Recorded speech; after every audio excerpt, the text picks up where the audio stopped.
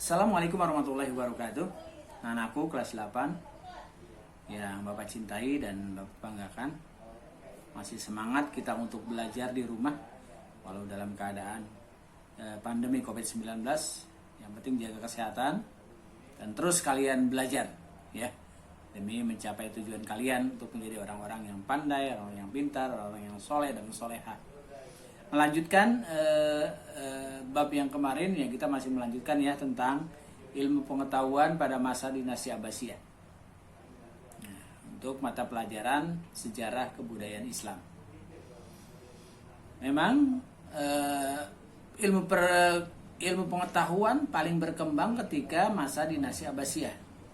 Jadi walaupun sedikit ya, tapi juga memang tidak mengesampingkan pengetahuan pada zaman dinasti Umayyah.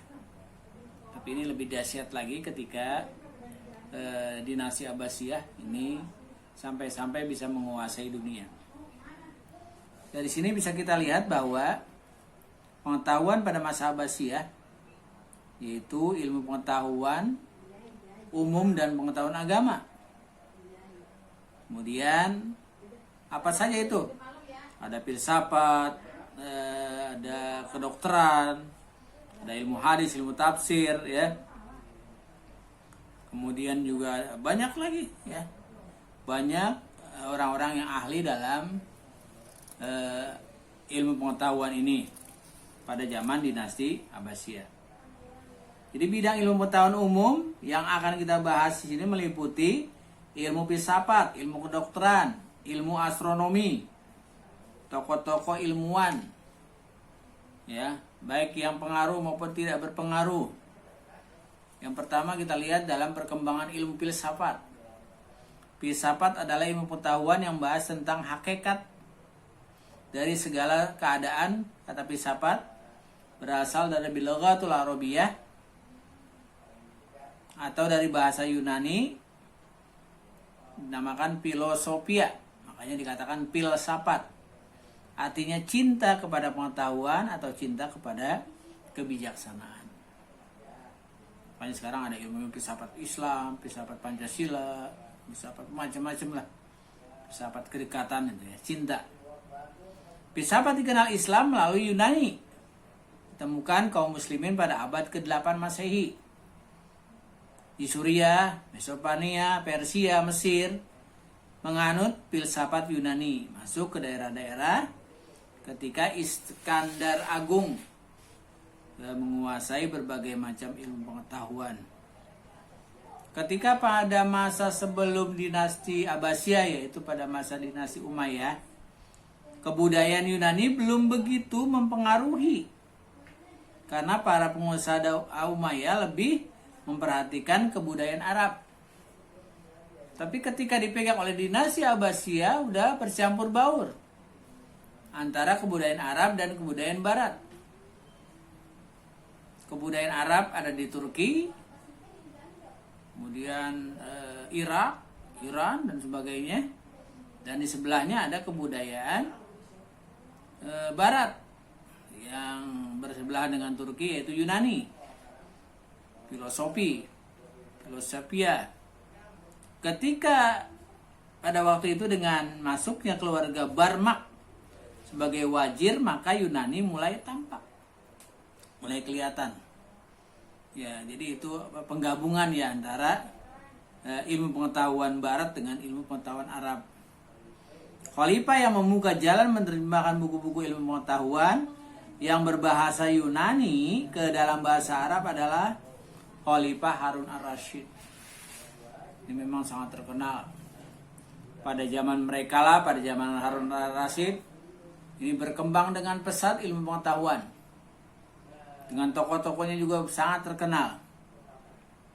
Ini jadi khalifah yang membuka penerjemahan dari bahasa Yunani ke bahasa Arab. Memang dulu Islam kalah jauh dengan orang-orang Barat yang menguasai ilmu pengetahuan. Tetapi pada zaman dinasti Abbasiyah justru terbalik. Justru orang-orang Arab yang menguasai ilmu pengetahuan. Bukan hanya pengetahuan agama saja, termasuk pengetahuan umum. dengan menerjemahkan berbagai buku ilmu pengetahuan tersebut akhirnya memunculkan banyak cendekiawan muslim, ya, para filosof yang terkenal. Kita kenal ada yang namanya Al-Kindi, Ar-Razi, Al-Farabi, Ibnu Sina, Ibnu Maskawi, dan Imam Al-Ghazali. Para filsafat Islam tersebut berpendapat bahwa filsafat tidak jauh berbeda dengan tujuan agama dalam rangka mencari kebenaran dan menciptakan kebahagiaan baik di dunia maupun di akhirat. Kita lihat saja yang pertama, ilmu kedokteran. Ilmu kedokteran ini merupakan cabang yang mempelajari keadaan kesehatan, penyakit, tubuh manusia. Kalau zaman dulu namanya tabib, ya, orang yang ahli dalam pengobatan. Sekarang kedokteran, ya, ilmu kedokteran. Pada masa abad pertengahan, ilmu kedokteran menjadi bahan kajian di dunia barat. Ya, orang-orang barat belajar dengan cendekiawan-cendekiawan muslim. Padahal sebelumnya kedokteran itu dikuasai di negara Yunani. Makanya ahli filsafat itu banyak di negara Yunani. Dirintis oleh Hippokrates dan tradisi Galen, yang teorinya teori praktek bangsa Persia dan India. Kemudian lahirlah ilmu kedokteran Islam. Ya, perguruan ada di wilayah Iran, ada di Jundisapur. Para dokter aliran Nestoria mengajarkan dan membuktikan kedokteran Yunani bersama dengan pengaruh kedokteran India, mulai ada di Jundisapur. Itu salah satu kota yang berada di India. Kemudian ketika Daulah Abbasiyah berkuasa, rumah sakit dijadikan sebagai pusat pengajaran teoritis, diajarkan di masjid, di madrasah. Apalagi pada masa Harun ar-Rasyid merintah, ada lebih dari 800 dokter di kota Baghdad. Jumlah itu merupakan penunjukan kemajuan ilmu kedokteran Islam pada saat itu. Ya, 800 dokter sudah cukup lumayan banyak. Ya, itu semuanya dokter muslim pada zaman Khalifah Harun ar-Rasyid. Orang Islam yang pertama pengarang kedokteran adalah Ali bin Robban At-Tabari yang menulis ensiklopedia kedokteran, yaitu Firdaus Al-Hikmah tahun 850 Masehi, tepatnya abad ke-9 sampai abad ke-11, yang mengajari orang-orang Kristen dan Yahudi di bidang kedokteran ini. Jadi orang-orang Kristen, orang Yahudi belajar dengan orang Islam. Kemudian selain itu At-Tabrani disusul oleh generasi dokter, ilmuwan kedokteran Islam yang berjumlah hingga ratusan orang.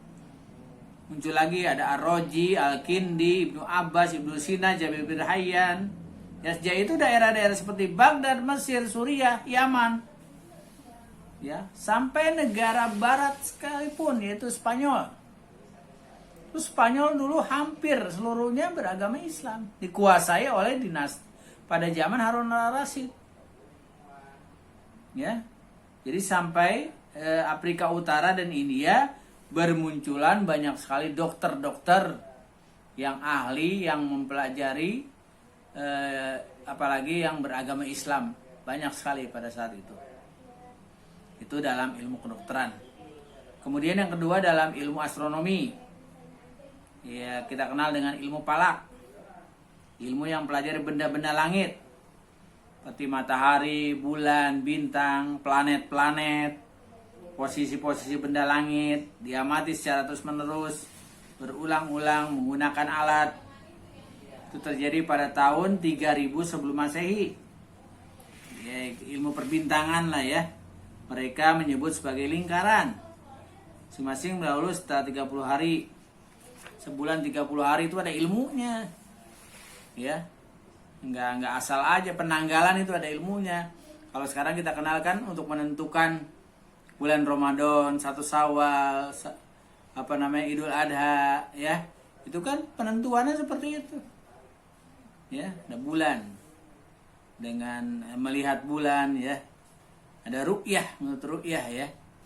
Dan hilal. Zaman sekarang kan seperti itu. Itu ditentukan pada orang-orang yang ahli dalam ilmu falak atau ilmu astronomi, ilmu perbintangan. Jadi pada masa pemerintahan Abbasiyah yang menjadi penyambung kebudayaan Yunani dan Eropa adalah orang-orang Arab. Mereka mempunyai sifat kepribadian, keimanan yang murni. Nah, artinya walaupun mereka mempunyai ilmu pengetahuan agama maupun umum yang hebat, tapi tidak melupakan Tuhannya. Artinya pegangan agamanya kuat. Jadi nggak dipakai macam-macam. Jadi hanya untuk kembali kepada ketakwaannya pada Allah Subhanahu wa taala. Sementara itu ilmu astronomi dikembangkan oleh para ilmuwan muslim karena itu ilmu berhubungan erat dengan pelaksanaan beberapa ketentuan. Ya, seorang ilmuwan muslim di bidang astronomi yang terkenal namanya Muhammad bin Musa Al-Hawarizmi yang hidup dari tahun 780 sampai 850 Masehi. Banyak kitab-kitab yang dikarang oleh mereka tentang ilmu perbintangan. Jadi dalam ilmu astronomi, pengaruh Islam, pengaruh Arab terlihat dengan nama-nama gugusan bintang yang menggunakan Lughatul Arabiyah dengan bahasa Arab. Ya. Seperti Al-Patauri, Aldebaran, Mirfaq, Rigel, ada Markab, ada Altair, ada Qojab, ada Alfat, ada Diptinda ya sekarang ada yang dipakai nama manusia, ada yang dipakai nama-nama merek kendaraan. Ya, itu berasal dari Arab, jadi nama-nama bintang itu. Ya. Kalau Aldebaran itu namanya Aduburun, Marpak, Riji, Markab, Atir, Kaukab, Alfat, Dibda. Apa tuh yang ilmu bintang itu? Ada 2 buntut, ada siku, ada kaki, ada kendaraan, ada burung, ada bintang, ada sendirian, ada katak. Itu kan nama-nama bintang. Kemudian tokoh-tokohnya ya sama tadi, ada Al-Kindi, Ar-Razi, Ibnu Sina. Di ilmu tokoh-tokoh ilmuwan yang seperti itu memang untuk mengembangkan Islam. Jadi bukan hanya di Jazirah Arab, bukan hanya negara Arab, bukan tanah Arab. Itu menyebar ke berbagai negara Eropa, khususnya Yunani dan Spanyol. Ya, Spanyol itu dulu sampai dikuasai itu oleh orang-orang Islam, ilmuwan Islam, terutama pada masa Khalifah Harun ar-Rasyid. Ya, jadi ini saja yang saya sampaikan. Mudah-mudahan pengetahuan kalian tambah berkembang, ya, tambah hebat, ya, tambah maju, otaknya juga tambah cemerlang. Jadi kita jangan nggak usah malu dengan orang-orang Barat, walaupun sekarang sekolah-sekolah dikuasai oleh orang-orang non Muslim, tapi kita juga bukan hanya bangga ya, bukan hanya bangga pada zaman dinasti Abbasiyah. Islam berkembang, Islam yang mengajarkan ilmu pengetahuan, tapi kita juga harus meniru. Jangan terus membanggakan, tapi harus meniru apa yang memang pernah diajarkan, apa yang pernah dipelajari oleh orang-orang Islam pada zaman jauh. Jangan kita terlalu terkesima, tapi kita landasi dengan mempraktekannya. Kalau orang sekarang bilang teori, jangan teori saja, praktek. Makanya silakan kita belajar ilmu itu sampai setinggi langit. Ya, jangan sampai kita belajar ya udah lulus sanawiyah udahlah.